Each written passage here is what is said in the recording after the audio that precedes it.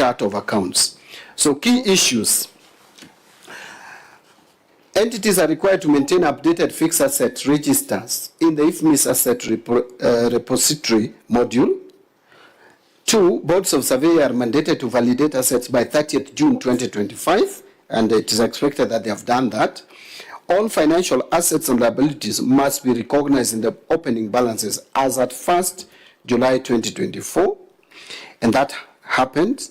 An asset valuation framework has been developed and is undergoing public participation.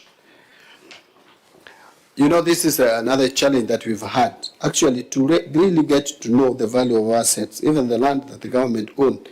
It's guesswork a lot of the time. And if we have to value it, you have to spend so much money in doing the valuation. And this, with this system, will be keyword. On training and sensitization, the steering committee has undertaken stakeholder mapping that includes all preparers of financial statements and users of the same. These include all national and county government entities. We are also dealing with oversight bodies, including internal and external auditors are being trained.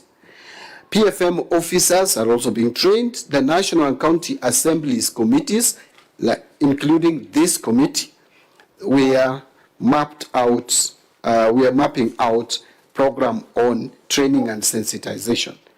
So, during the year ending 30th June 2025, the National Treasury and the Public Sector Accounting Standards Board held several training sessions with preparers of financial statements, internal and external auditors, PFM officers, and accounting officers. All have been trained. And this financial year, the National Treasury will now hold sensitization training with all oversight bodies, including this committee. On communication, the steering committee has been providing regular updates and guidelines on the transition process through the following mediums of communication: circulars. We have been issuing circulars, dedicated website, as I mentioned earlier, social media pages for quick updates. We can't do without social media anymore. It's the order of the day.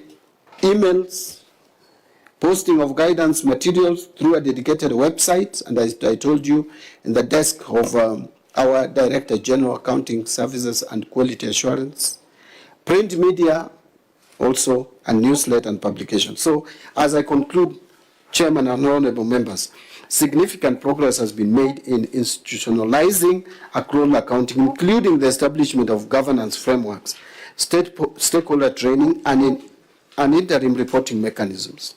However, of course, as is the challenge with all government programs, adequate funding is needed, compliance by implementing entities, and enhanced technical capacity remain critical to meeting the set timelines. So the National Treasury remains committed to achieving full compliance with the International Public Sector Accounting Standards accrual basis by 30th June 2027.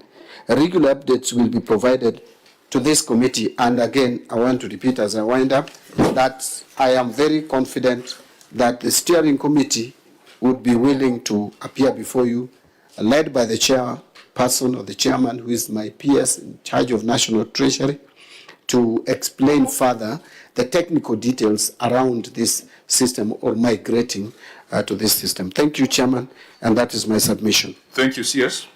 We were concerned that the Cabinet made a resolution on 7th of March 2024, and the steering committee was only gazetted on 20th of August 2024. And I think you have said that this was one of your first actions when you took office. I think there was a period where we were very, very concerned that a steering committee was not in place or a steering committee had not been gazetted, but we take note that it has been in office now for the last probably 1 year. Almost 1 year.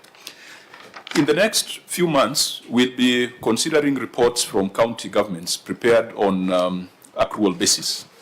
As I said earlier, over the last 10 years, we have been used to the statements prepared on cash basis. Now, the Auditor General, if this is a transition that runs all the way to 30th of June 2027, are we going to expect a lot of adverse opinions or disclaimers in the first year? Because the issue of assets and liabilities has not been settled. It has been a long process, and CS, you might recall that at some point, the CS National Treasury then directed counties to establish county asset and liability verification committees. And each county government did a very comprehensive report. These reports were then submitted, I believe, to IBEC. Now, from IBEC, we don't seem to have closure on the issue of assets and liabilities of county governments. So perhaps it might be a different framework for national government, but for county governments, there's a serious concern. We have 47 reports. Some of these reports, when a new governor is elected, they come before this committee and they disown the report. And we tell them that this verification, there has to be closure. You have to draw a line in the sand and agree that these are our assets and agree that these are our liabilities. The governors have not done a good job, and every time they say that the matter is stuck in IBEC. So maybe from the Auditor General's perspective, do we expect a lot of disclaimers, adverse? And then to the CS, what is the status of the asset and liability reports that were submitted to IBEC? Starting with Patrick. Thank you, Chairman. From our end, initially there was worry that we'll have issues with the opening balances because of the transition. But I can see the CS has really given guidance on how we proceed from the start, because you can see for the year ended 2025, they have requested that the end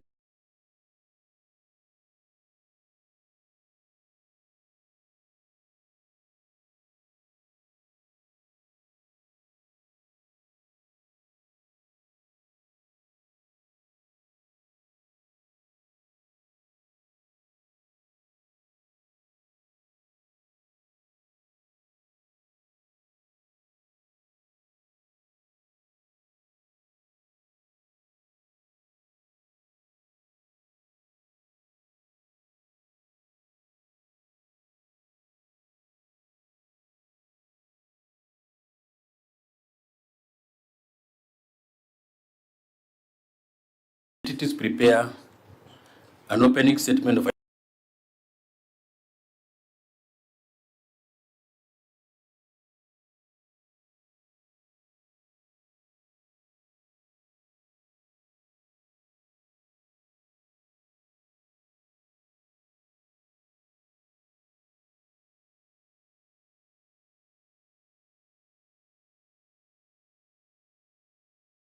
Are the counties really prepared for this?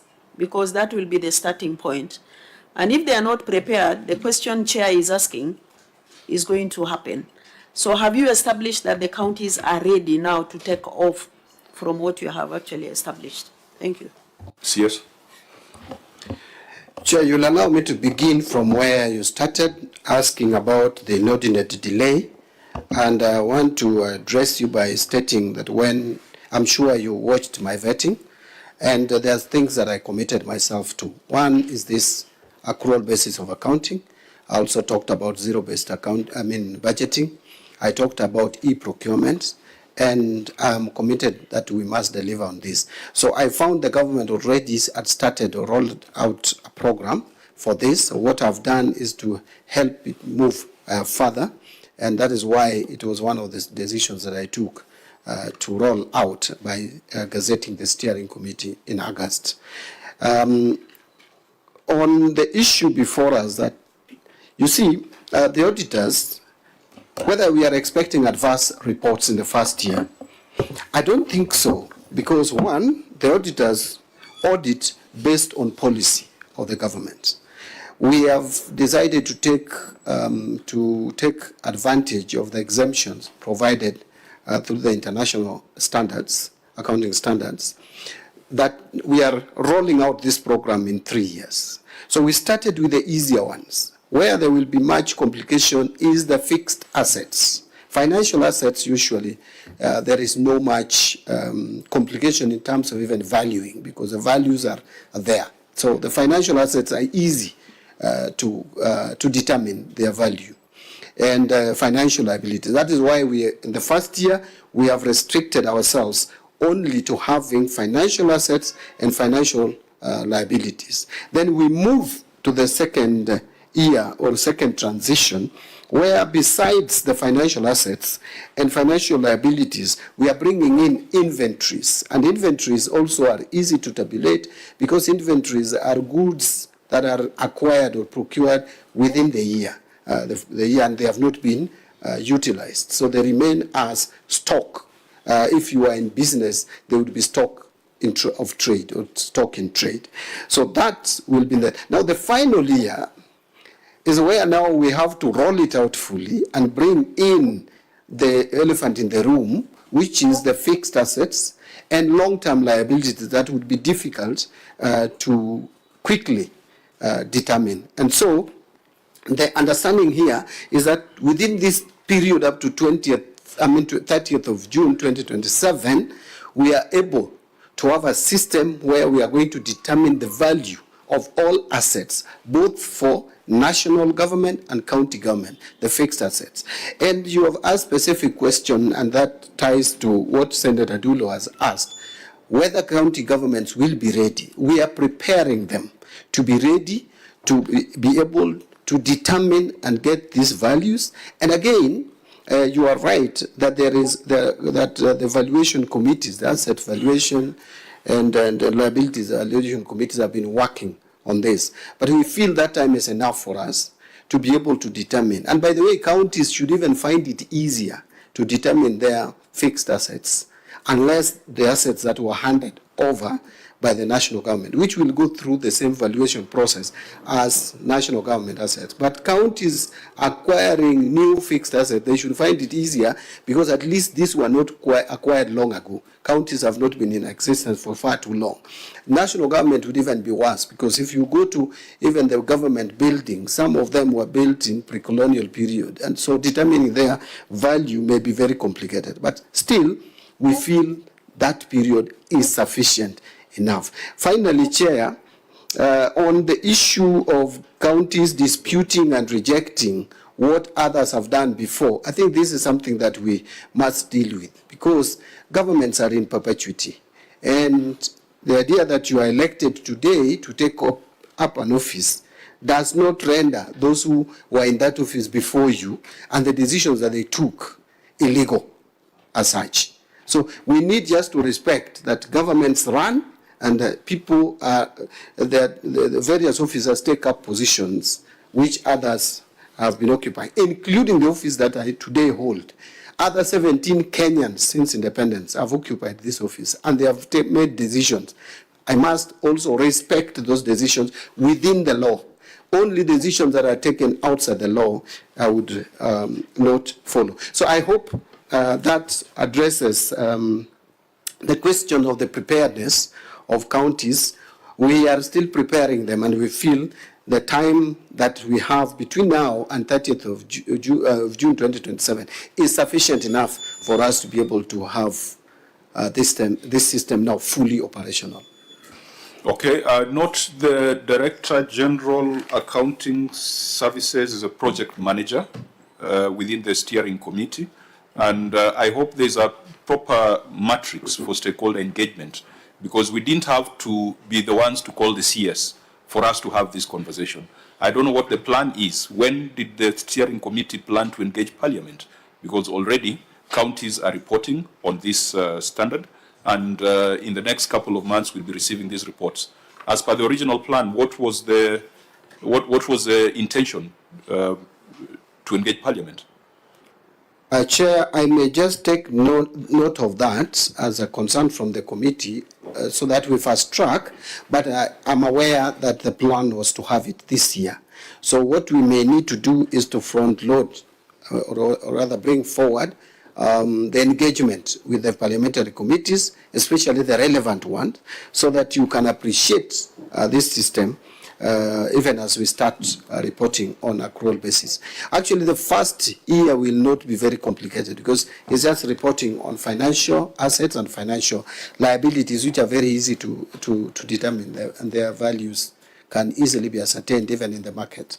Yeah, you'll appreciate that over the years we have not been looking at the balance sheet in this committee. So it will be the first time the balance sheet will be presented.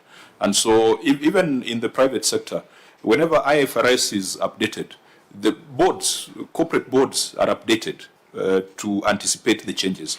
This Public Accounts Committee is like the corporate board for government entities. So that engagement needs to be timely, and it does not need to be prompted by Parliament. I think if you've got a matrix for communication, please ensure that you implement it. We will request that the Clerk of the Senate and the Parliamentary Budget Office, which I can see has a seat in the steering committee, so that who represents PBO in the steering committee? Chair, I'm not sure, but I think it's Director PBO. Fine. So we can have an internal technical conversation with the project manager so that it prompts the next round of interaction with the CS. You can flag the issues that have been I'm told it's called Joash Kusimba, the representative. You know him? Yes. The representative from PBO. Fine. So we can have some in-house technical conversation and flag the concerns that exist, if any, and then that can prompt our next interaction. Senator Cherargei, please go on record. Thank you, Chair. Good morning. Waziri, it's good to see you. Cherargei Kiprotich, Senator of the Republic of Kenya from Nandi County. Yeah, allow me to voice something that Senator Dulo has brought before the House. CS, Article 225 gives you certain powers that gives you some original jurisdiction that even Parliament does not have. That is authority to stop the transfer of funds to a state organ or any other public entity for serious material breaches or persistent material breaches of the measures established under that legislation. Now, the legislation has defined persistent material breaches in various ways. For example, a county entity that has persistent adverse opinions. You recall, I think Nairobi County, for almost 10 years, had adverse opinions. Kisumu County also was in a similar situation. This committee has made certain recommendations, and some of the recommendations border on calling upon the CS to exercise the power under Article 225. We are very careful with 225 because when you make that decision, it needs to be ratified by Parliament. And so we cannot be the ones to originate it, to initiate it. Now, CS, you understand what happens in counties, and you understand some of the accountability concerns. Part of it, pending bills.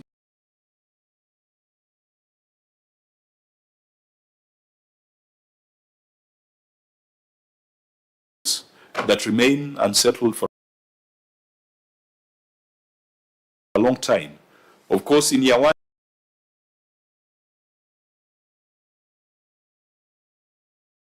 we expect that financial assets and financial liabilities will be reported. And that means that counties must figure out their stock of pending bills.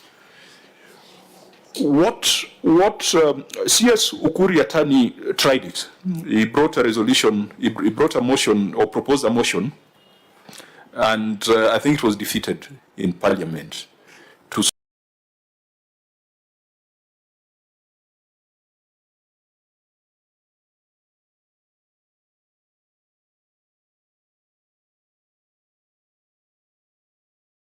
stop the transfer of funds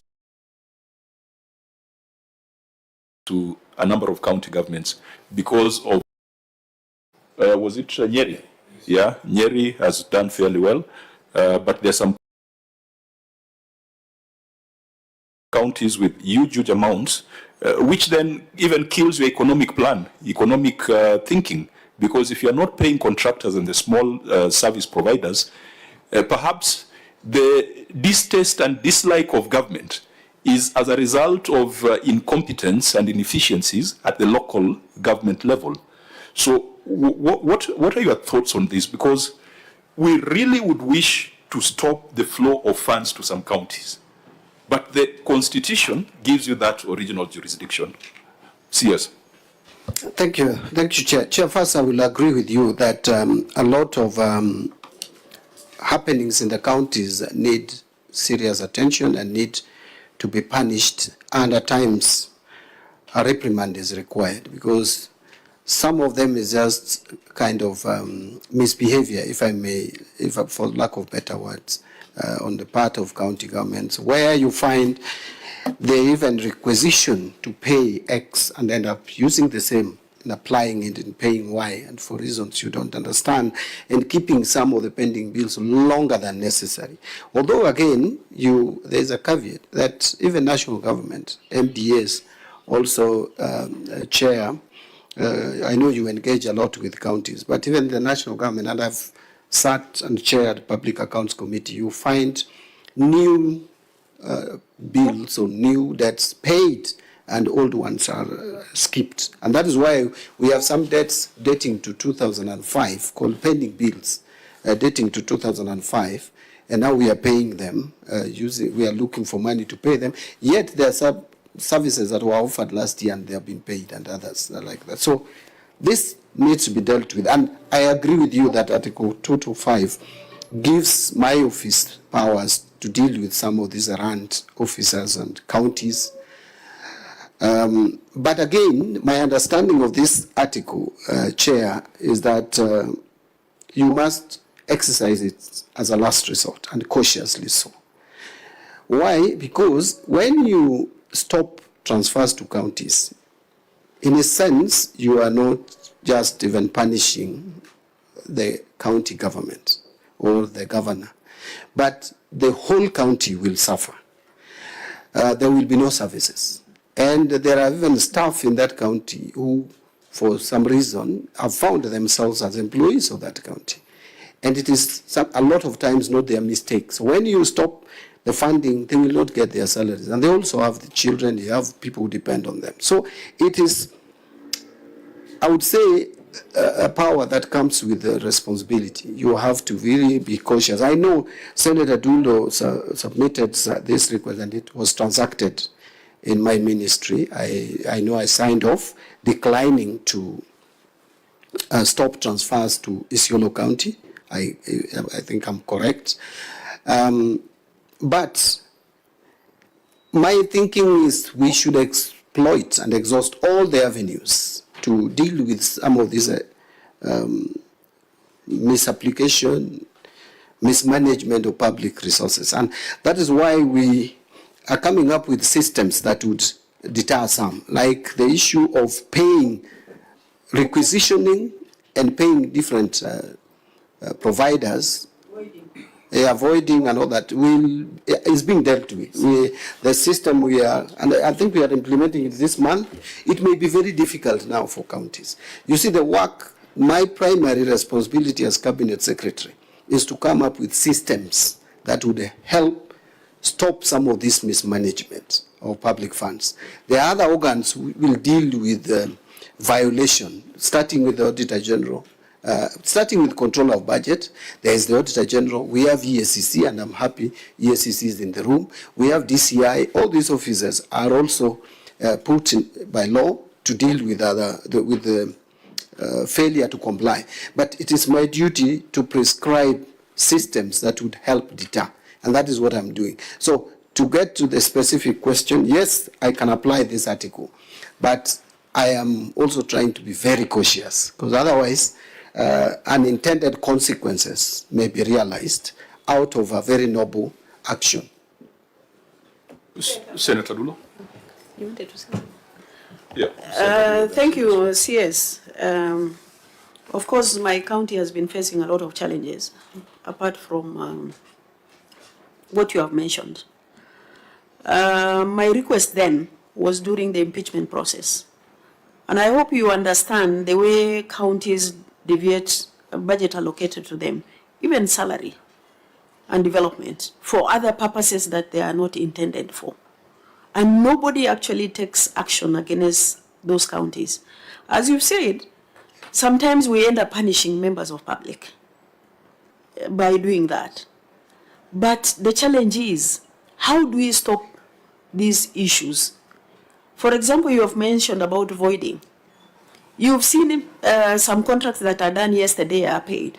And there are some that have been there over 10 years ago are left pending, which is also accruing interest. For example, I have an issue with the budget currently happening in Isiolo County for this financial year, where members of public and the assembly have gone to court.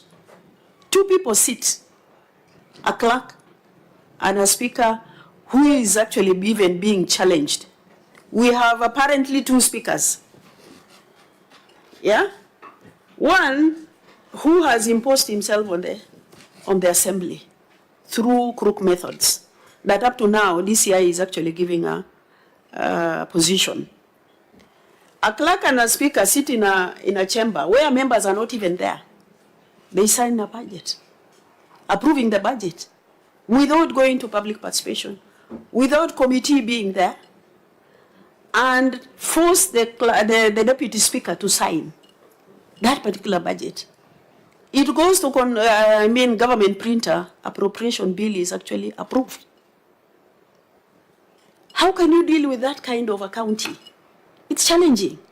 Because even if you are supposed to be cautious, this is a serious fraud, serious corruption that is happening within that particular institution.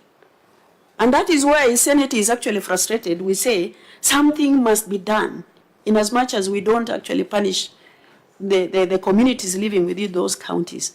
We must do something. But I think the way things are, even with the allocation of budget where counties don't have challenges, there is a serious problem as far as budgeting is concerned. Money changing hands left, right, and center. HR procedures not being followed. The law is the same. You see, money not utilized in a proper manner. It's quite challenging. But I think maybe you need to open up that particular provision to see how you can be able to stretch and deal with the current happenings within our counties. But even if you said no, I think members of public have gone to court and they have stopped that particular budget. Because we must deal with those crooks who sit and do those kind of things. I thank you. You want to type your question to that? Or you want the CS to respond? CS? Yeah, Chair, in response, I want to just say 2 things. One, I agree that I think this article was not just provided for in the Constitution in vain. It must have a meaning. And it's something that I must engage my mind to in applying so that we protect public funds, because this is taxpayers' money at stake. But I also want to agree with you, Chair. There are 2 ways of killing devolution. 2 ways through which we can kill devolution. One is allowing the governance challenges that we see in counties to continue, because they are serious and they are dire. Counties must be called back to order a lot of times, because a lot of things that they are doing cannot be accepted, like what Senator Dulo is talking about. Why is it that politics is everywhere, even at the national government level? Why is it that we can have a speaker of the National Assembly go through the term without much problems? Senate, the same. In counties, is turmoil all over, across the country. Our county, where both of you and I come from, last term, last parliament, it was a mess. You'd not even understand, differentiate the county assembly from a theater of fights. It was always fights, people getting injured, MCS, and those things are happening, partly engineered by county executives. And so it is such a mess. And as you put it, sometimes you don't even know who is the speaker. The other thing that I want to mention also, which tied to the first reason why counties would fail and would kill devolution, is where we allow the governance system that we have today to persist and continue with the things that they do, including financial management.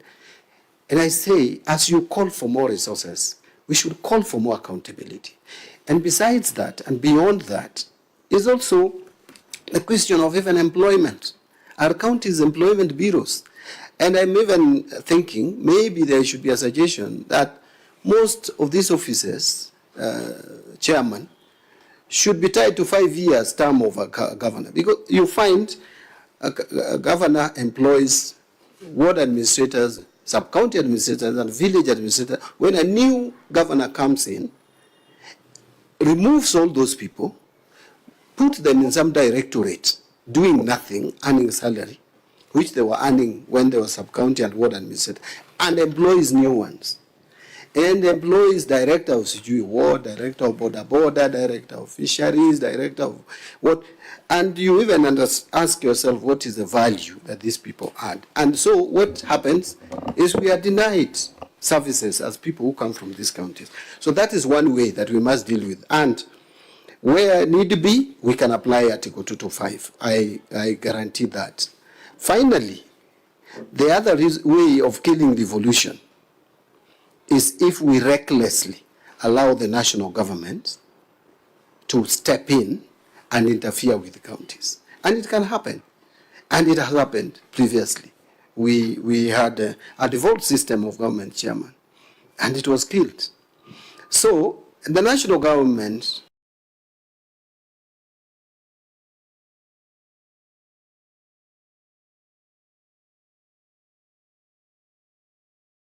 must exercise caution. And you and I and the Senator Sifuna here, we come from a political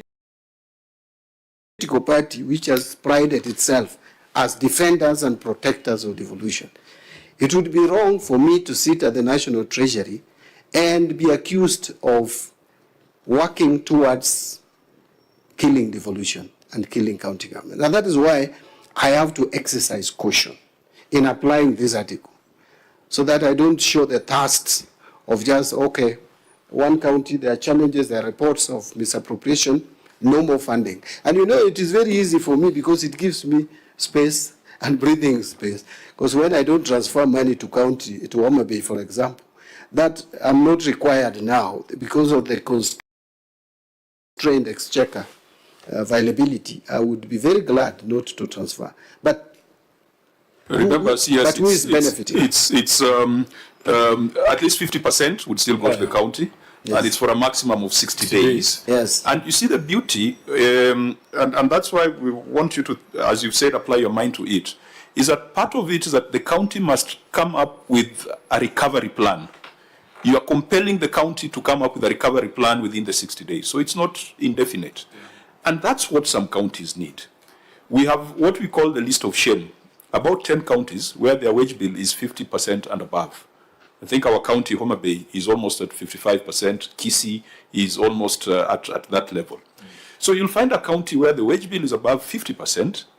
It has had either an adverse opinion or a disclaimer, and it has serious audit issues, procurement, financial management issues. If we were to develop a matrix and put all this together, it would then allow you to step in, not to kill, but stepping in almost like an administrator to compel the county to come up with a clear plan that would then be, I think, addressed, I think control of budget, you've got a role in that, in making sure that there's a proper recovery plan. And sometimes that's what some of these counties need, because primary oversight has died across the counties. The county assemblies are completely incapable of holding their governors to account. When we bring the governors here, we are doing secondary oversight. We don't have an insight or input on their budgeting, on their procurement, on their spending, on their appointments. We are, what do you call those doctors who Johansen would work? Yeah, we are morticians. We are morticians. And yet the public will tell me in my county that you are not correcting the government of their misdeeds. And yet that is a primary responsibility of the county assembly. So that's the frustration that brings us to this thinking that there are some counties where we need to put under administration for 60 days. And I want to encourage you to apply your mind to it, because it is not necessarily killing devolution, but the corruption and the bad behaviors in county governments, some which are led by governors from the party that Senator Sifuna comes from, is an embarrassment. Correct. Chair, in fact, that's the part of the provisions that I wanted to point the CS to. And the other attribute of a party that I come from is that we like to take bold action. CS, just for the sake of the frustration of the Senate, just give us one county. But you see, I'm also wondering how this will work, because you've also been accused as a ministry. They say that the National Treasury thinks that it is a treasury for the national government, that you prioritize national government. Can you tell us, for instance, sitting here today, whether you ever comply with the disbursement schedule that is passed by the Senate? What is the most current disbursement now? You see, Chair, that this particular mechanism would only work where the National Treasury is actually complying with what is it called, the disbursement schedule. So if you are telling governors you'll punish them for 2 months, and they are saying the last disbursement you have said is for which month are we on? In August, they'll tell you the last money they got is for May. Then how will this mechanism come in, CS? So personally, I just wanted to let you know that personally I'm very happy with the move to the accrual basis, because the CS knows that I'm also an accounting officer, I'm audited, and the Auditor General has been giving me grief because they see the money that the National Treasury owes my political party, and they don't want me to put it there. That the National Treasury owes me 11 billion Kenyan shillings as ODM. But I'm happy now. My finance manager, who's your friend, the Honorable Kawino, will have an easier time. It's the only query that the auditors raise, that we budget for money on the expectation of the law. On the expectation of the law. We have court orders from here to Timbuktu. But the National Treasury and Parliament have refused to comply with those court orders. So I'm happy that when we move to this new system of accounting, we will not get the grief that we usually get from the Auditor General.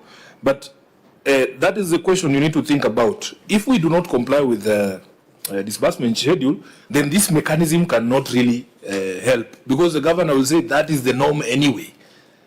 That is the norm anyway. So maybe you can think about that. But from our perspective as a Senate, we need that list of shame that he's talking about. We need that list of shame so that people can know that there are mechanisms in the Constitution to be able to deal with these issues. Lastly, Honorable Chair, the National Treasury is also accused that in my county here in Nairobi, although we have the largest number of pending bills, the national government owes us a lot of money that you just refuse to pay the county. It is very difficult, Honorable Mbadi. You have cited 2 ways of killing devolution, but you've left the main one out. The main one is we need to properly fund our counties. National government institutions have refused to pay Nairobi County what is due and owing to the county government of Nairobi. If you paid us our money, we would be able to take care of those pending bills for as long as we have an administration that cares about the people of Nairobi. So maybe think about those, Waziri, as well. So you, in accordance with this transition, it means that in this financial year, you'll be reflecting financial assets as ODM of 11 billion. Correct. And this treasury will have to pay. They will have to pay. You know, Chair, in fact, I want the CS to know that I am going to initiate recovery proceedings. So if you see me obtaining orders for your detention, don't think it is political. I just need that money, and you know why I need that money. It will be entirely professional and technical. Correct. CS, I think the first part was how timely are we? Because if you're holding disbursements for 60 days, then you can only do that in a regime where you are timely in your disbursements. Thank you. Chair, I will address this, but allow me to start with what my Secretary General says about my possible detention. And just also to own up and say that if there's one thing that I pushed with the figure, probably even harder than the SG when I was his chairman for 10 years, was allocating the resources that are statutory provided for political parties. And that, up to now, is something that is not happening, largely because of financial challenges. But the money owed to any political party will now be a clear debt recognized in books. And so it will no longer be an audit query. And we will do whatever we can to try to make sure that money goes to political parties, because our constitution makes Kenya a multi-party democracy, and political parties' position in our democratic space cannot be overemphasized. And as someone who has been in party leadership for all that time, it is something that I would not shy away from repeating, that we must try to work on. So I hope, my Secretary General, you will not implement your, is it a threat? But I would understand. As long as it's done through the proper justice and legal systems, because I know he has a group of goons that can detain you at short notice. No, the advantage I have is over 90% of those goons are my friends. You are completely out of order for... Yeah, but Chair. now, can I then proceed and address these other issues? Because I think that has... Okay. There are other issues that were raised. Then I could address them quickly. On the issue of disbursement, Chair, I cannot sit here and misreport that government has been timely and effective in releasing funds to counties, just like other government departments have been affected sometimes with the cash crunch, so counties have been. And I will tell you that at times counties get even better favorable treatment from the National Treasury than other MDAs and other spending units of government. And that is also because the county government is a bit unique in the way they are structured, because if you don't give them money, you are like shutting their doors and closing them completely. So a lot of efforts have to be made. But I would also pride myself here and give and say that this government has been very responsive in terms of addressing the cash challenges to counties. Why do I say so? I remember last year, last financial year, apart from the arrears that were carried forward from 2023 to 2024, 2023, 2024, there was carryover to July 2024, which is 2024-2025, the year that just ended. There was a carryover of about 31 billion. That's the amount that was paid in July. After that, it almost took us to October to again give money to counties because of the division of revenue and county allocation of revenue bill, which delayed. And this has been the practice, Chair.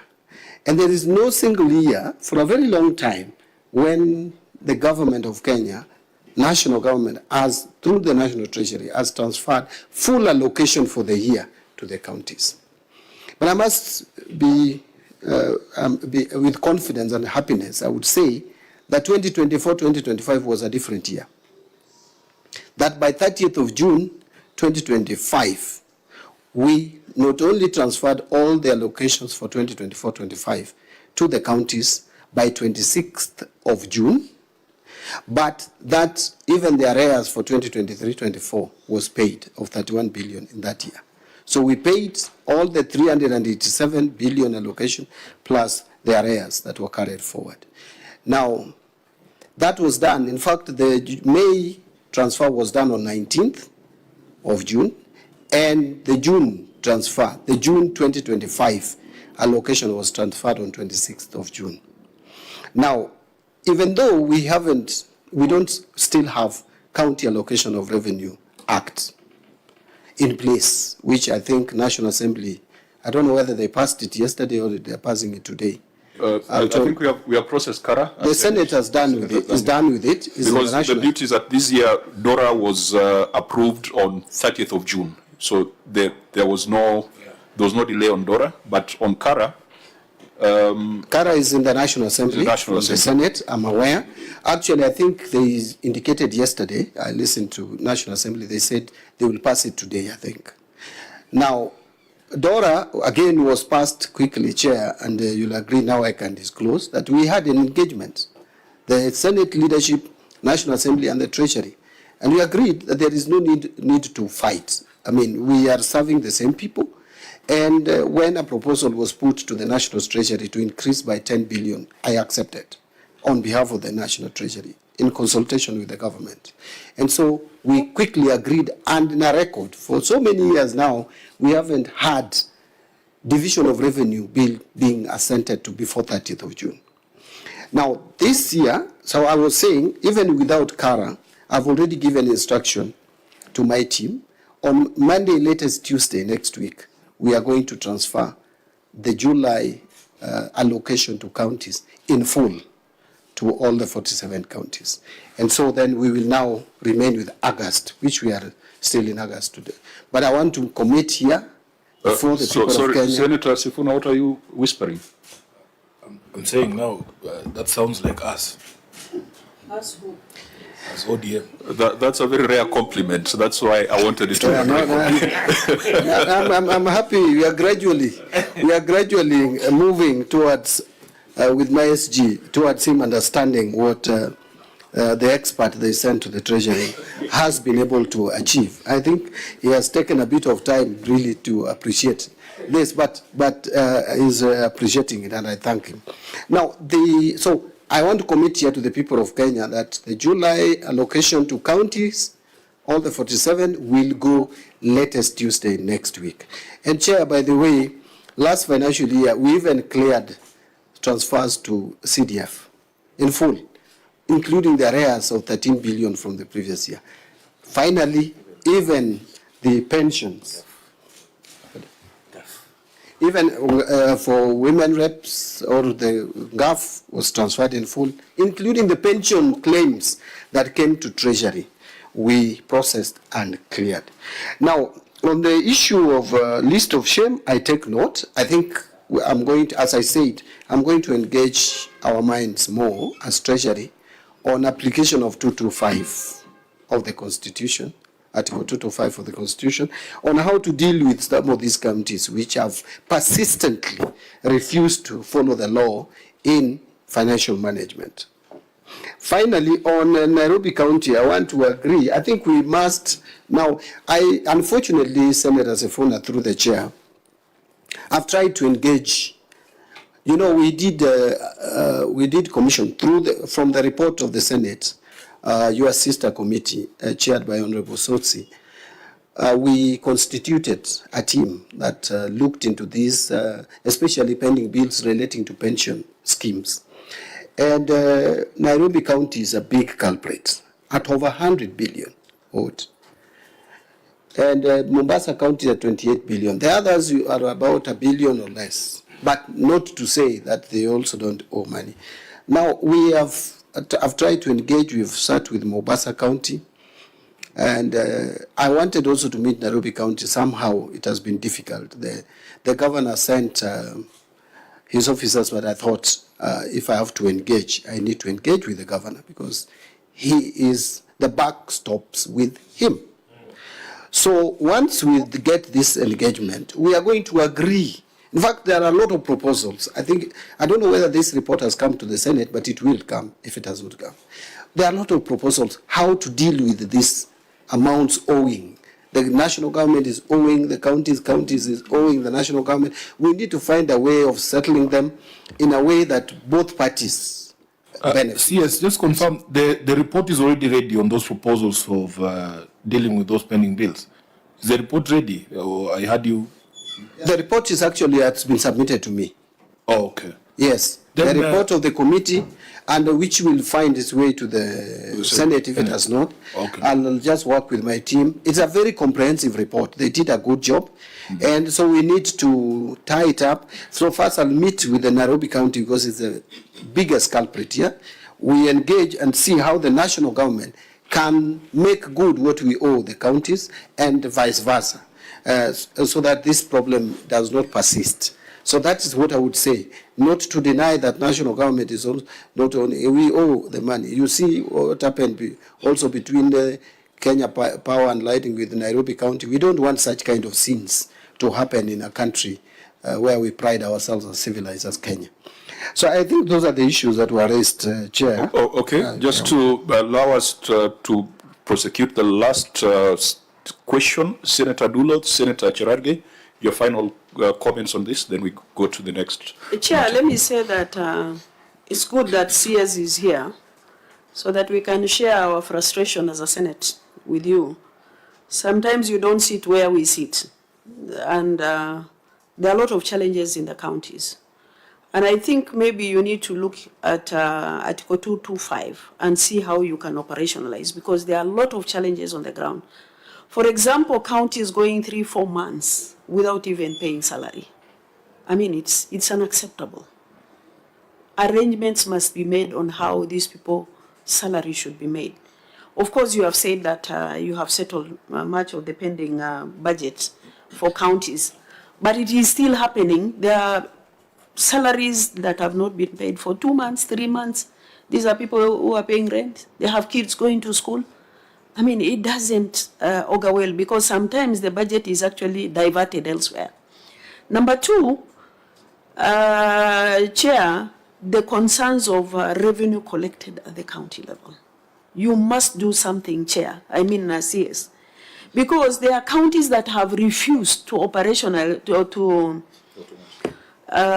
automate revenue. It's being collected cash. It's being shared even on the streets. Something has to be done, because the budget collected on the ground, it's actually complementing what you are doing, and it will ease some of the challenges that the counties and also national government is facing. So you need to sit, of course, some of the people in Treasury say that we don't want to interfere with the counties. But you have to interfere, because that budget belongs to members of public. It's taxpayers' money. Something has to be done. So that is the other challenge. Number three, Chair, I don't know whether the new system has operationalized on how approvals are done at COB, and if Ms. can be able to see what has been approved, because that is where there is a big challenge. Because if Ms. doesn't see what has been approved, so the counties end up actually voiding what has been approved by the controller of budget. So I think, CS, you have a lot in your plates. But since you really understand these issues, having in Parliament and also now at the executive level, there is so much challenge that is happening within the counties. We make a lot of noise as a Senate, but things are not moving. For example, the county I come from, the person who claims to be a speaker, a second speaker, he's the one approving the budget at the same time. It's even indicated in your letter. How can somebody claim a speaker at the same time he's with the executive approving the budget? And a communication comes from a senator. Central Bank says we have no communication to that effect. Up to now, he's the one approving the budget, and he claims to be a speaker. I mean, something has to be done. And that is why I'm saying Article 225 has to be operationalized in ensuring counties are actually disciplined, because a lot of money is being lost in those counties, and members of public are really suffering. No service delivery that is taking place. Thank you. Actually, CS, today we are talking more about standards, but I think we must set up another appointment to talk about systems. In your budget speech, you referred to quite a number of systems that were supposed to be implemented, e-procurement. I think there were automation of personnel and payroll. You know, we must go towards e-government. If you are implementing the manifesto of Sifuna's party and my party, we want efficiency in government, and that efficiency can only be achieved through automation.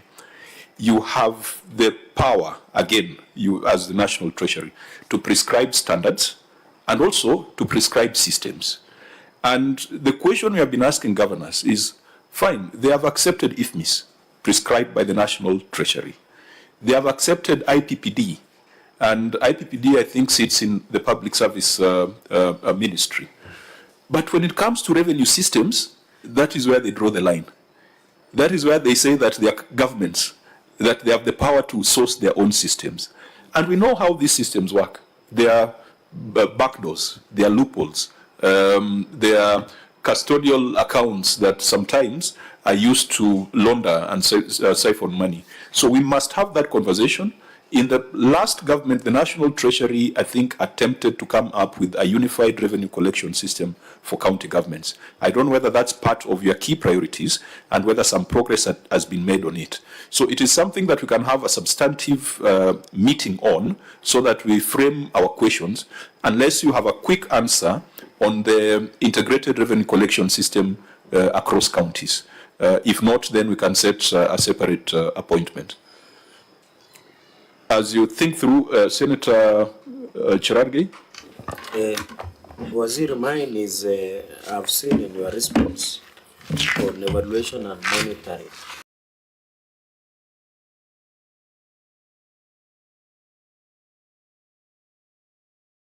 Especially on conditional grants. We have seen a number of counties. Sorry, Senator, we were to go to the second question, question. So we were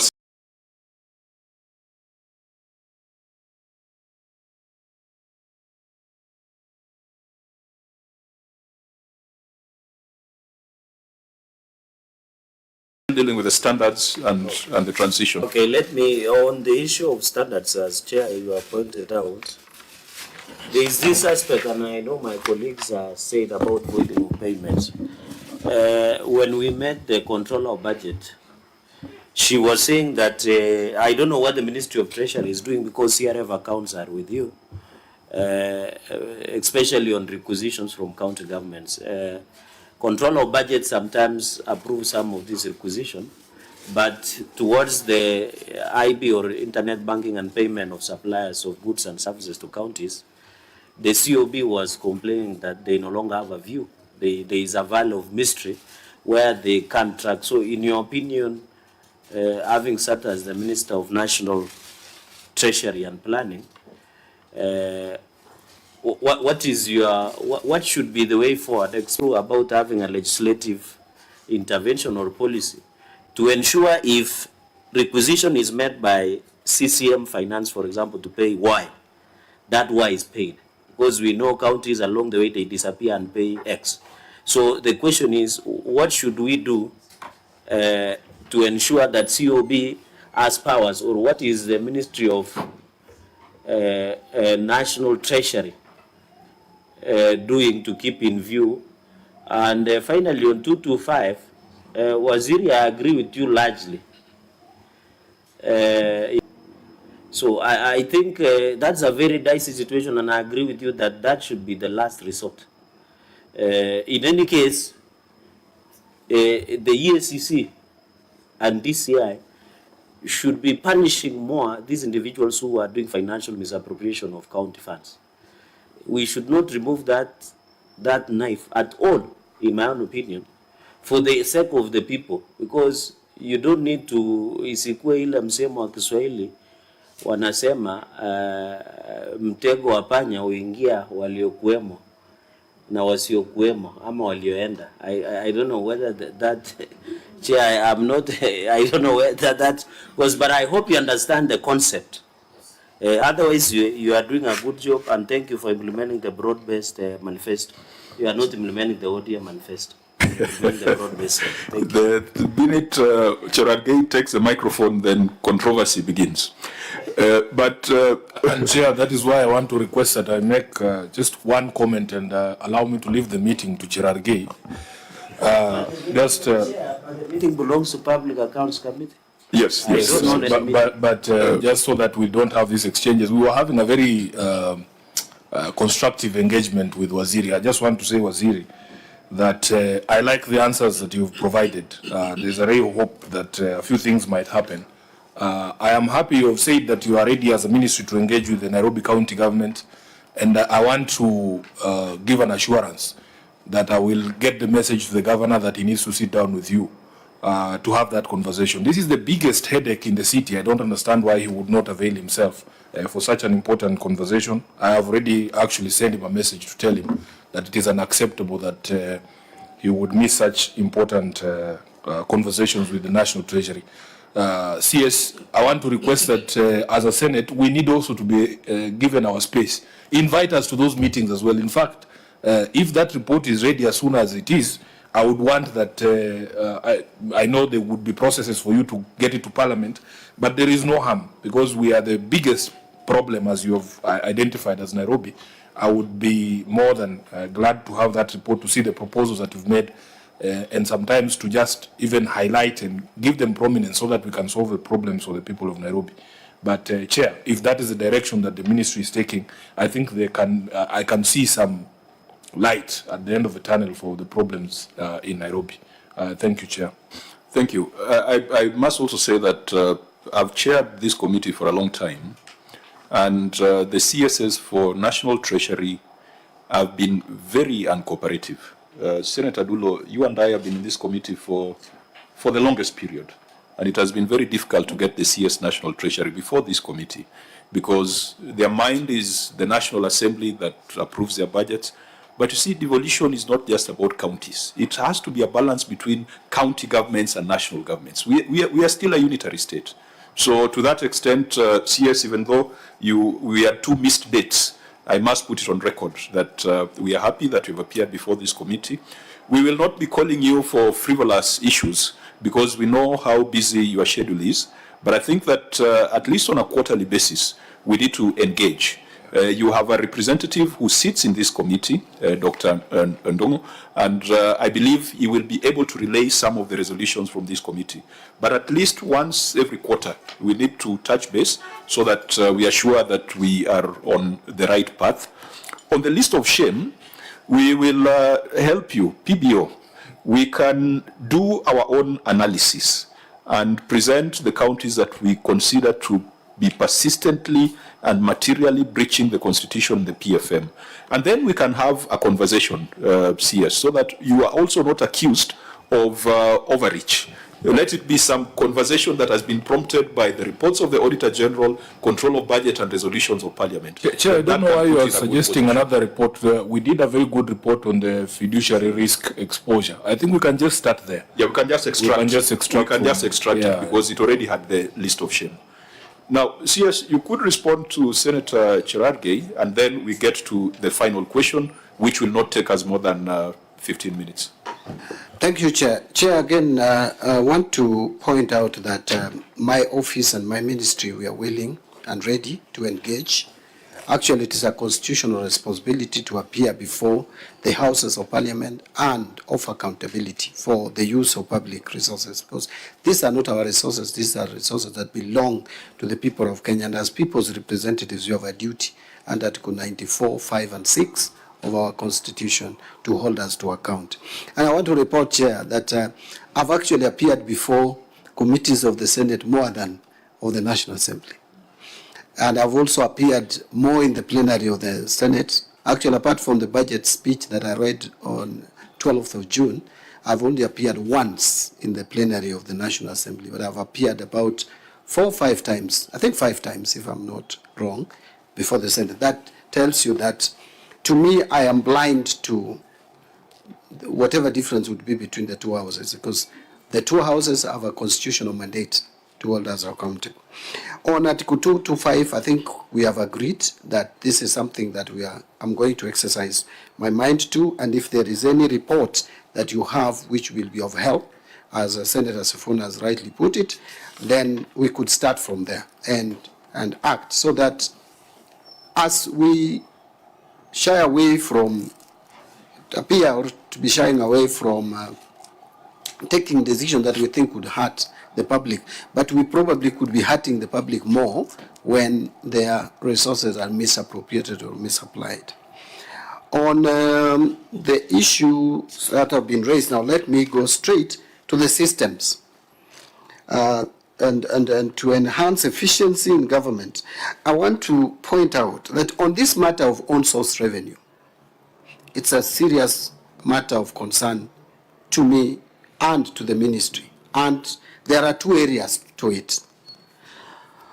One is that we have fragmented systems of accounting for revenue that is raised in the counties as on-source revenue. And we want to have an integrated system. Already, there is a circular number 3 of 2024, which was issued by the National Treasury, or that my ministry issued.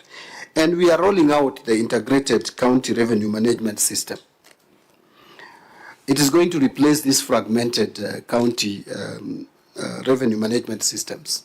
Already we have discussed this at IBEC. I know there's been pushback, of course, as expected from the governors and the counties and the Council of Government. I think we are trying now to be clearer. We are getting where we are clear. I think it was just misunderstanding this. Because we can't have 47, 48 systems in a country dealing with the revenue collection. We should have at most 2 or 3. So we will have an integrated county revenue management system. It's already in progress. We are also alive to the second problem, which is overestimation of own source revenue, which is causing the pending bills in the counties. Because own source revenue has been used as a balancing figure in our books. And by the way, even national government, actually they have borrowed this bad practice from the national government, where we were over-projecting our revenue. Our revenue ceased to be a realistic revenue projection based on economic fundamentals, but rather we look at what we want to do in the year, and then we ask how much would we be raising from external financiers and how much can we realistically raise from domestic borrowing, and then the remaining amount we say we will collect this much. And then you find KRA not collecting. This financial year, Chair, it would interest you to note that we were very realistic on our revenue projection for ordinary revenue. To the extent, for the first time, we were below the projection by the Parliamentary Budget Office, PBO. National Treasury had a lower figure, and we stuck to that lower figure because we don't want to overestimate revenue. The same must happen with counties. And so we are coming up with, we are developing 2 revenue models. That is, the first one is what we call own source revenue based elasticity model, and this, the centered moving average model. This will help in protecting us from projecting unrealistic revenue. So we are giving these models to the counties, and whatever we are doing, Chair, and I want to agree with you, much as we say that counties are independent, etc., but the Constitution gives the National Treasury the responsibility of designing financial management systems. So it doesn't just say that we design those systems for national government. It includes even the county government. But the only thing that we have been trying also to do is not to just come up with systems and tell counties, use them. We want to be as inclusive, as participatory as possible. We want to get the involvement of the county so that they can buy in, because a system can also be frustrated if you give it to users who don't want to use it. So that is what we are trying to work around. Otherwise, this will cure the issue of the view of the COB failing to have a view. We are coming up with, actually we are putting a system which will be rolled out from this month. It will be used from end of this month, a system that, a twin system of approval and payment, so that whatever is approved is what is paid. To avoid this voiding that Senator Dula was referring to, that you have requisitioned money to pay this and you pay X. And by the way, as I conclude, Chair, what Senator Dula said about counties going for 3 months without salaries, in the current setup, I think it is criminal and inhuman. Because why would you not pay your staff salaries and you are budgeted for that salary? It is consuming it for some counties even over 50%. And we have given you the allocation for the month. Even if we are late, we are only late for the month of July now, which we'll pay next week. So what justification would a county have not to pay their staff for 2 months? Yeah, it does not make sense at all. So those are counties that must be called out and punished accordingly. Thank you, Chair. Let me then guide you to the next question, but You forgot on COP issue. I think you mentioned that they're rolling out a system. Yeah. I said that we have a system that is going to connect Is the it, approval are you with proposing a the payment. policy shift or a legislative intervention, do you think? Well, these are just systems. You The just systems. come up with a system. It's just the Well, there is technical. no. Actually, these people who have been paying things that have not been approved are the ones who have run away from policy. I mean, they're just There is no criminals. new policy. They are just I mean, it's an offense under the Act. blatant violation of our Does procedures. it mean now that TSCC, that they had access to e-procurement and payment, they can assist because it's criminal? You know, unfortunately, Senator Cherga, I am not a lawyer, but I would think so. If we have given the system, If they are given access. and this is what they should do, and if EACC wants to get the access to the system, I don't think they should be Yeah, denied. I think their mandate because also allows them to be proactive. They rather can be than to proactive and deal with the morticians risk like matters. this committee. Actually, EACC doesn't have to wait for Auditor General Yes. to audit. Correct. They can go into the system, see this kind of mismanagement and misapplication of funds, and deal with it at source. They can summon, and they have summoned, by the way, people, cases we don't even know exist. Yeah. They call people and ask you why you have done 1, 2, 3. So EACC has that power. So you think, finally, Chair, you think that that system will prevent, because, Chair, it is also, we don't want anybody to be morticians. We want to be preventative. So these systems you are proposing, will it in any case be preventative, as in it will prevent? Because we don't want also those voiding of payments to be done, then we come and arrest people later. We want this thing not to happen. That's our prayer, because, Chair, it is so sad. For example, Nandi, in the last financial year, they did voiding of payments of around 586 million Kenya shillings. And most of those companies and payments was not reflective of the requisitions to COB. So we want something that can prevent, you know, it can detect. It's like walking into this building with a gun. When you just walk, the security will not allow you to pass. So we are looking for something like that, that you cannot, you know, Chair, you cannot access. So, Chair, actually that's the main reason why we are coming up with this twin system, where approval is linked to payment, so Yes. that whatever is approved is paid. Otherwise, there would be no need for this system. I mean, it has been unacceptable that for 10 years, that gap has been there. Yeah. And those of us even who came from the corporate world, and I've given the example, even in the insurance world, if approval has been made to pay a claim, once that approval has been made, you cannot pay another claimant. But that is what is happening in government. I mean, it's just completely unacceptable. It's against acceptable practices, and I think now it falls on you to close the gap, and I'm happy that you're Chair, already one taking last action. one, CS, on expenditure by the counties.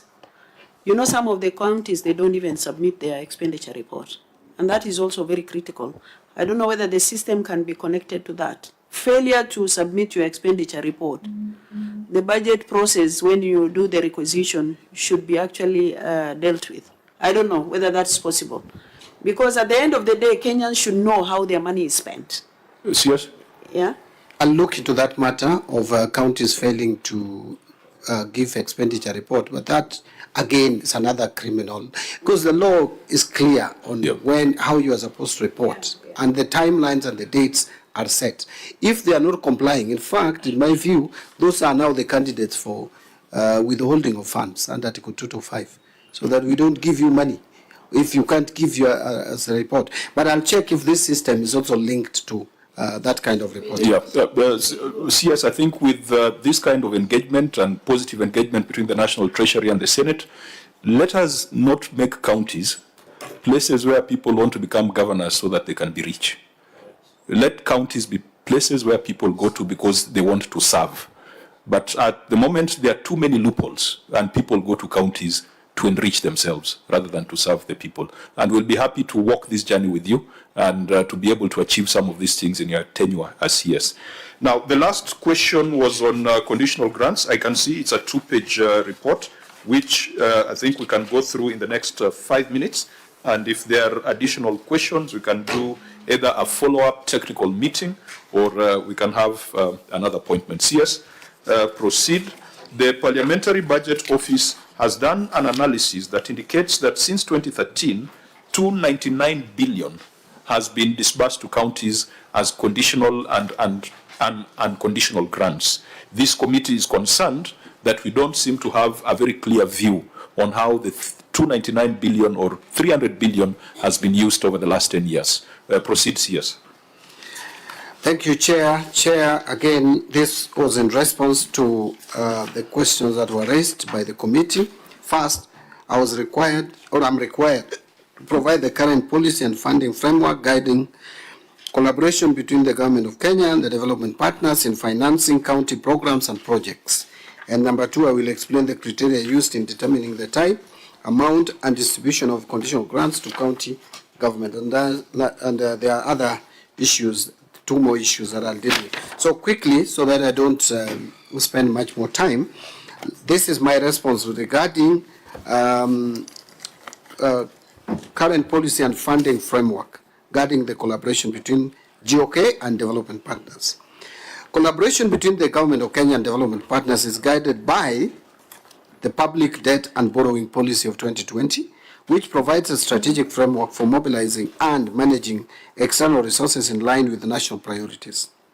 Under this framework, the National Treasury facilitates the negotiation and signing of financing agreements with development partners for sector-specific programs and projects. These initiatives proposed by relevant ministries, departments, and agencies, MDS, may target county-level implementation based on identified needs and sectoral focus.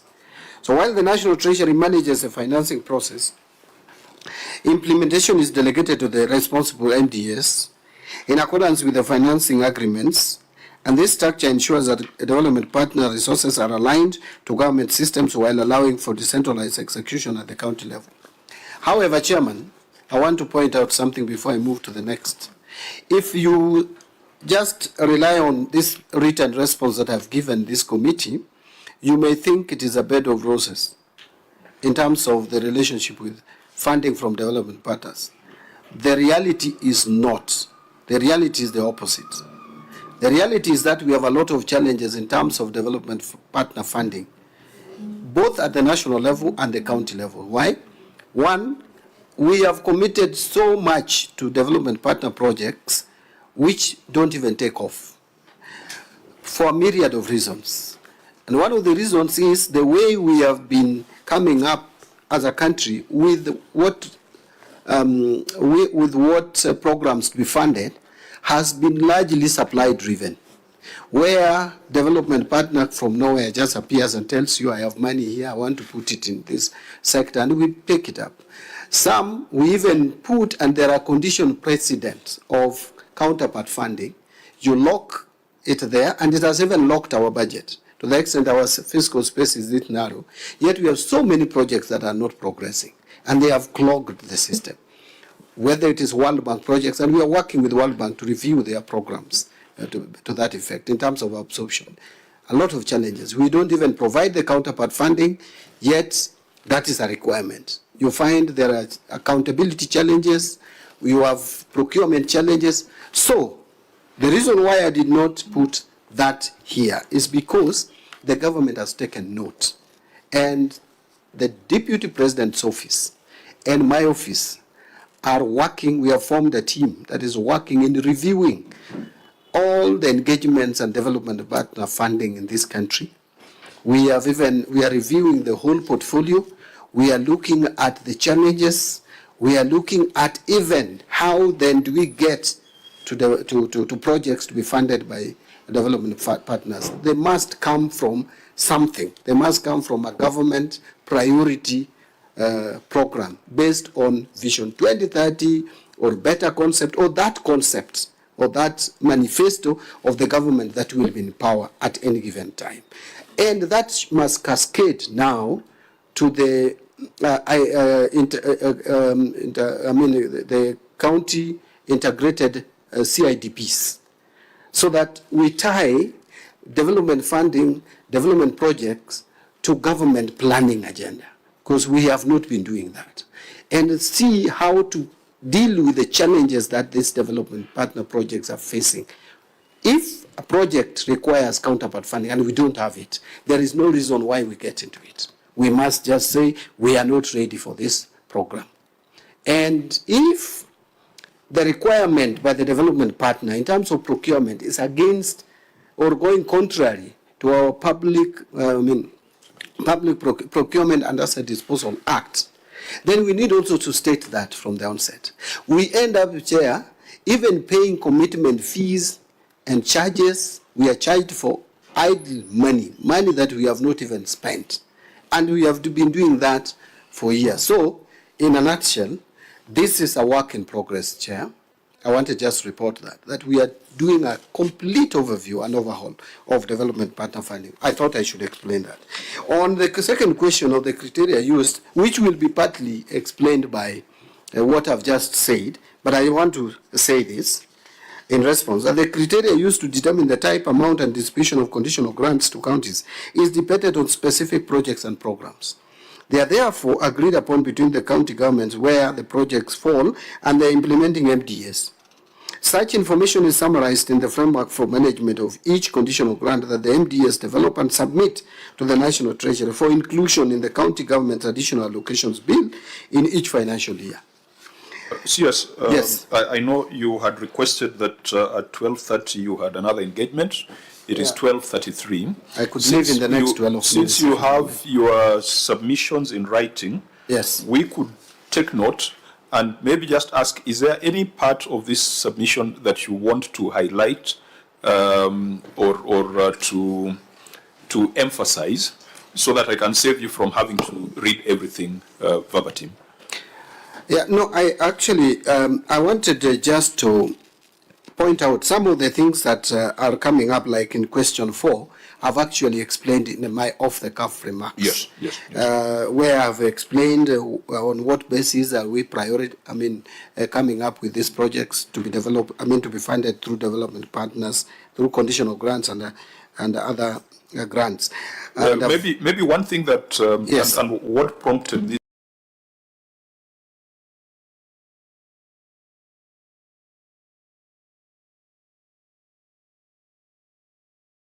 in interaction is this question: who is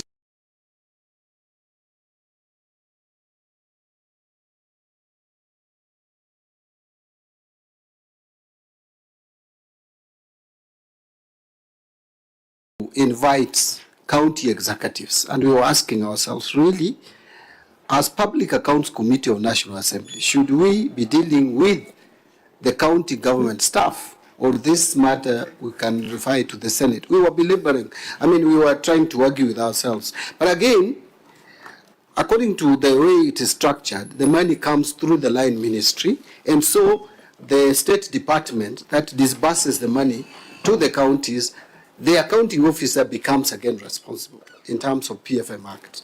So it is a challenge, but it depends on the design of each program, depending on how the development partners have agreed with us. I think what going forward we may need to do is to put up a system where it is very clear who the accounting officer is for each disbursement. But as at now, I'll agree with you that it is a gray area that my ministry must deal with. I don't know whether that answers your question, Chair, but it is an area that I think we have to engage our minds to better. Can we have a framework where it's almost like an intergovernmental agreement? Because we've had this problem with RMLF. Because RMLF, when it was being sent to counties, and I think it's the largest disbursement that has gone to counties as conditional grants, PBO indicates that cumulatively 42 billion was sent to counties as RMLF when it was still active. The figure could have been higher because there was a year where it was made part of equitable share. But then the accountability arrangements for RMLF was reporting through the Kenya Roads Board. And then the Kenya Roads Board would appear before the National Assembly. And yet there's a county roads work plan that is defined, that is approved and implemented in the counties. And when you are a member of National Assembly, that there was a lot of duplication of projects. RMLF, maintenance from RMLF and maintenance from the kitty of the member of National Assembly. And so a lot of money would get lost. How can we design a framework where once that money goes to county, then we let the counties be the accounting officers through some intergovernmental arrangement? Yes. Yeah, I think that is something that we can look into, and especially now that we are likely to come up with a new legislative.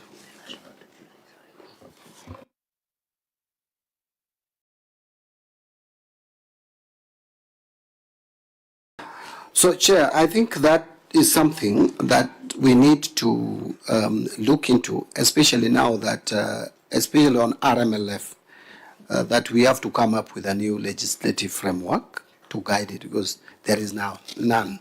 I know the matter is in court, but if that matter was not appealed, I think we would not have any legal framework really to spend the money. So we need to capture, if we are going to involve, because the courts at that level, at the High Court level, had said we must include the counties.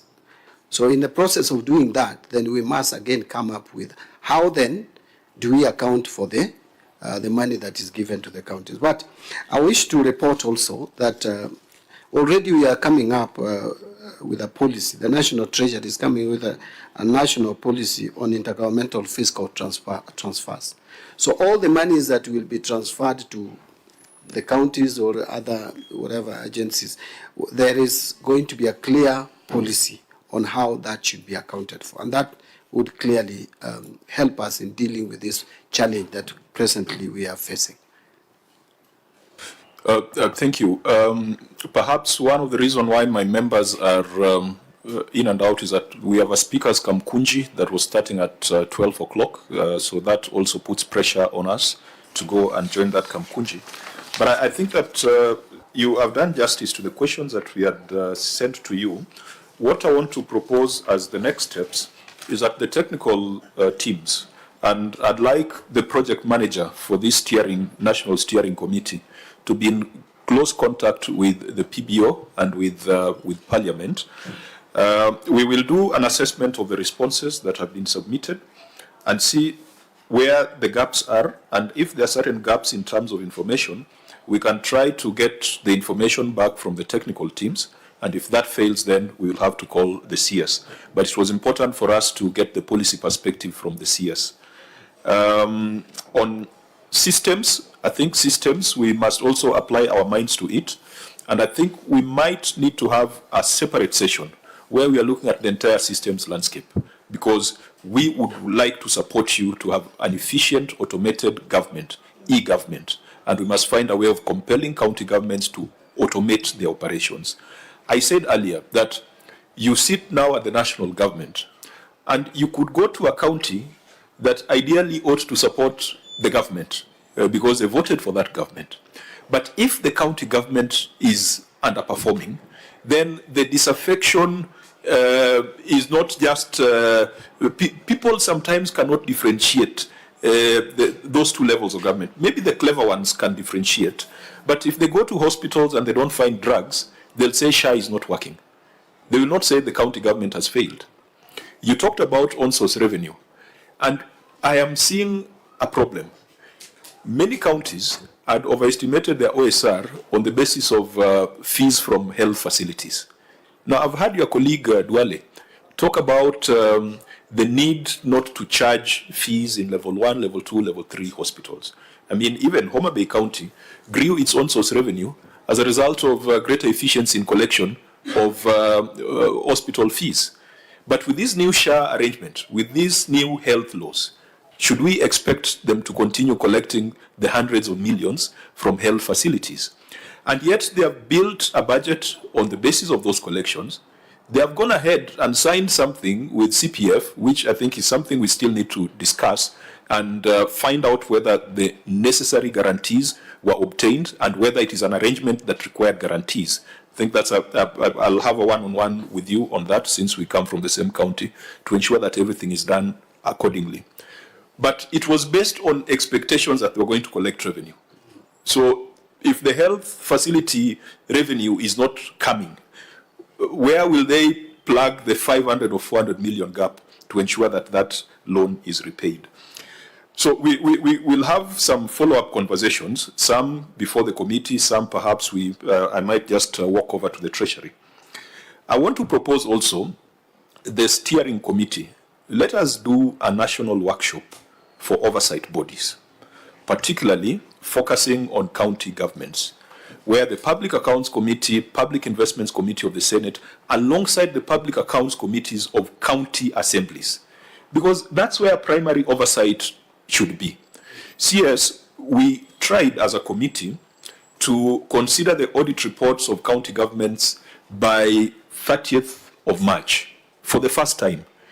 It was not easy, but no single county assembly was able to consider the financial statements and the reports of the Auditor General within those timelines. And so you have a responsibility for capacity building. I think that's also a responsibility of the National Treasury. And your representative has always told us that, you are doing things, you are making proposals, you are sending policies to counties. So I believe this should not be a problematic thing in terms of budgeting. Is that something that can be organized? A national workshop on the standards, on the transition for oversight committees? It's something that can be done. Chair, I think my answer is yes. We'll just look at the logistics around it, Yeah. and see. In terms of cost, we'll check, but I think it is the benefits may be outweighing the cost. Correct. Because we need proper understanding of this system. And I want to just maybe conclude, I know you will be the one concluding, that the chair, as I said on 12th of June, going forward is going to be a lot more of reforms. A lot more reforms, because that is where Kenyans are complaining. They are complaining of misuse of their money. The taxes that are collected can serve us, but the misuse is too much. That's why you see we have, almost in every area, we are bringing reforms just to close some of the taps that have been exploited over the years. Thank you. Yeah, so Clerk, please liaise with Dr. Ndungu and the Treasury so that we set up that conference. CS, IBEC was supposed to be the forum for CC's finance from counties. And then governors hijacked it. And then it became a political forum. So we don't seem to have a sectoral working group for CC finance. It was supposed to be IBEC. So in this national workshop, we can bring in even the CC finance so that we can get their perspective. On Article 225, we've agreed that you're going to apply your mind to it, but we'll also extract our list of shame, looking at several parameters, I think the fiscal responsibility principles are already defined in the PFM Act, and we can also add additional considerations coming from the report of the Auditor General, and we can have a conversation and initiate some debate so that even if you are to invoke Article 225, these counties would know that they have been given an opportunity to reform and they have failed to do so. Particularly, and one, you talked about counties not paying salaries. But the saddest thing is counties paying salaries but not remitting statutory deductions. And it runs for a year. And yet that money has been requisitioned. And you wonder where that money is redirected. Surely, CS, for counties like those, why should you continue sending the money when you send the money, they are not remitting statutory deductions, employees are not getting medical attention from SHA, employees are not getting credit facilities from SACCOs? I mean, these ones, you cannot be accused of overreach. And Chair, just maybe to address that before, am I taking your mouth? Let me take the mic from your mouth. That is why we are coming up with this integrated system, and it is going to cure that. And Chair, if you want to know something else, MDS are ready, and we are rolling it this month. In fact, it was supposed to be in July. There was a bit of technicality. We allowed August. August, we are going to have all salaries paid through this integrated system. For MDAs, they are ready. For county assemblies, they are ready. County executives, they are not. So I was given some excuse that they can be ready in a year. I have said no. They must be ready. All these challenges you are talking about, that the vote is one and the department has spread, the same way national government has various departments, so are the counties. So we must implement it. And you know the biggest culprits are county executives, where we have parallel payroll systems, some manual, some this, and we hear of ghost workers. Even county governments have come out to say they have been having ghost workers in their system. So, Chair, I want to agree with you. We are taking action on that. We are integrating the system. We will be deducting all this at source. Because, you see, if you give me my salary, you are supposed to pay my salary in full. And what these paying agents have been doing is we are paying me part of my salary and retaining part of it, which I've given authority to go somewhere, either through statutory deduction, through law, like pay as you earn, NSSF contribution. Others, members have given approval to go to their pension, and you don't remit it. When I retire, I'm expecting so much. I am told your money has not been remitted over the years. It is frustrating, and that we are curing. And again, it is criminal. And Patrick, the OAG did a special audit on county government payroll? Yes, Chairman. And the reports were tabled in Senate last week. Last week? Yes. Did they cover all the 47 counties? All the 47 counties. So we'll do a matrix so that we prioritize perhaps the top offenders, and we'll have interrogations. And perhaps once we are done with interrogations, when it comes to policy recommendations, we will call in the CS at the end of that interrogation, because a lot of bad things are happening when it comes to human resource in county governments. I think with that, we could conclude. Senator Dulo. Waziri, first, thank you so much. And I'm sure it's good to have you in that position, since you understand Parliament and also what's happening on the ground better. But I think my advice to you, if not for anything, put proper disciplinary systems in place within the counties. And I'm sure even members of public will appreciate that. Because if they actually pay tax and they get proper service delivery, that is something that they will be able to appreciate. So before the expiry of your term, which we don't know when, put proper disciplinary systems in place that hold counties accountable. And the second bit, accountability, independence of the assembly. It's really very critical, because executives are actually frustrating the assembly. And that is why they are unable even to carry out their primary oversight role. Something needs to be done. If you need assistance of the Senate, we will be there to support for you as far as legislations are concerned. But independence of the assembly is very critical. I thank you. Thank you, Senator Dulo. Anything in closing before we adjourn?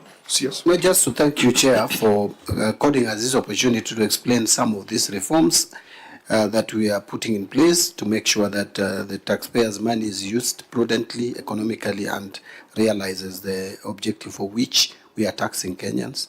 And I'll agree with you, we will take action and we will show by example, demonstrate that it is not business as usual. And yes, in terms of a disciplinary action, I think it is important. So I agree. And Chair, we've had very good engagement. I thank you for steering also this committee the way you've done it. Thank you, CS. We will continue the conversations formally and informally. I think I prefer a committee engagement rather than the plenary engagement, because plenary, you don't have an opportunity to get to the bottom of issues. But we shall also not call you unnecessarily. I think empower your technical team that whenever they get a call from our clerks, they should respond. They don't have to wait for the CS to be the one to appear before this committee. We understand your many other engagements, and I believe